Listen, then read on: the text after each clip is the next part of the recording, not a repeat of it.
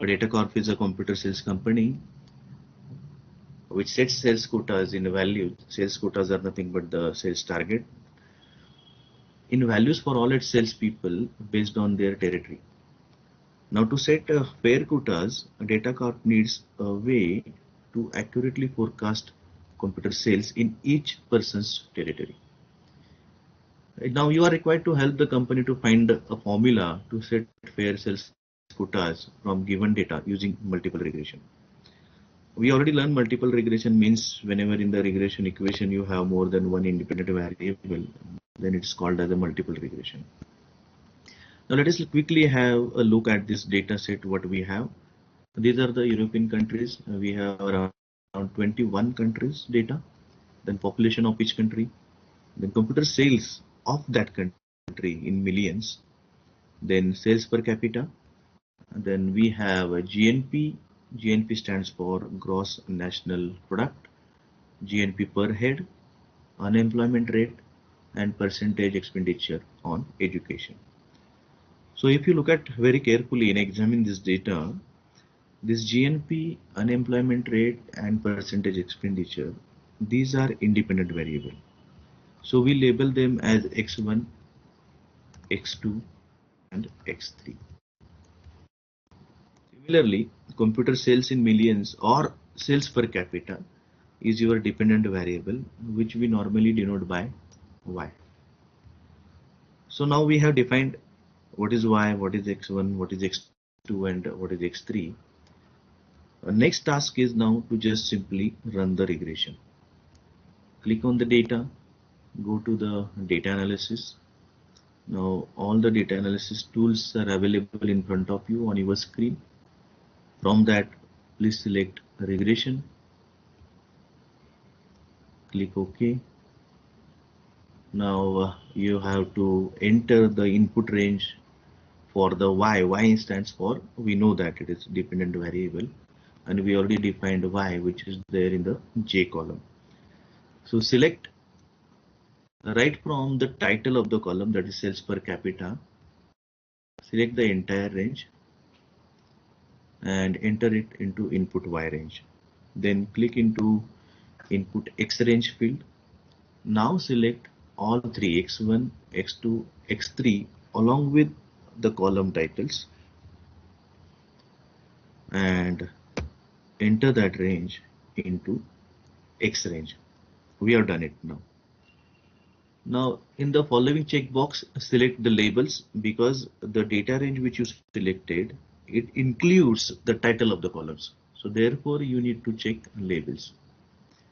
Now in the output option, by default new worksheet is there. Let it be. Just label that worksheet with regression 1. Regression 1. And in residuals, select the residuals. So check the residual box. Now after this, just simply click OK. Now once you click OK, one new sheet is added in your file, which is labeled as regression 1.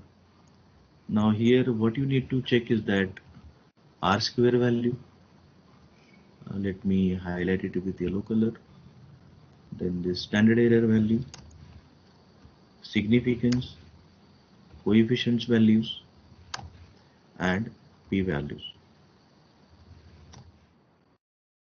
Okay. So this R square help me to understand whatever formula I have derived with those three independent variables, that is GNP per head, unemployment rate, and percentage expenditure on education. On the basis of these three independent variable, how much I can predict, how much accurately I can predict sales per capita.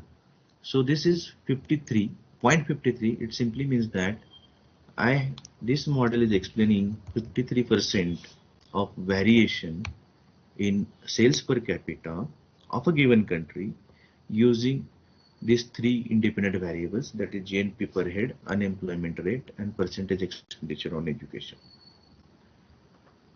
Next is that we need to check whether this model, equation, or formula, all three are interchangeable words and used interchangeably. So don't get confused. It is equation, it is model, it is formula. So all these three are whether they are significant or not. So we need to check the p-value. Now this significance is nothing but the p-value. Now this p-value, as we know, the rule is that if it is less than 0.05, we call it as significant. So since this value is not 39 and which is less than 0.05, this model is significant. Now once the significance of model is assessed, we need to check out of these three independent variables whether all the three independent variables are significant or not. For that you need to interpret the third table, this p-value. Now if you look at GNP 0.027, which is less than 0.05, so it is significant. Unemployment rate, p-value for unemployment rate is 0.39, which is greater than 0.05, so it is not significant. And percentage expenditure on education is also not significant because its p-value is 0.11, which is greater than 0.05. Now before we finalize this formula, we need to check whether the data scores are normal or is there any abnormality. To be very specific in statistical language, whether there are some outliers. Now to know the outliers, we need to check the fourth table, that is the residual output.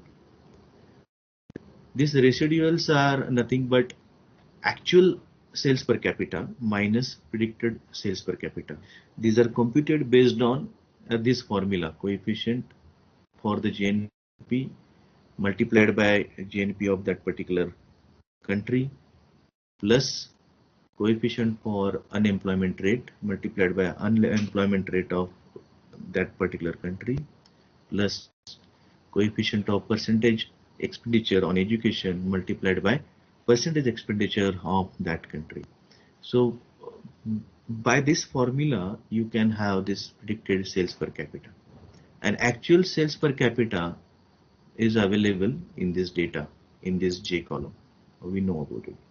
So difference between these two is nothing but the residuals. So simply put, it is actual minus predicted.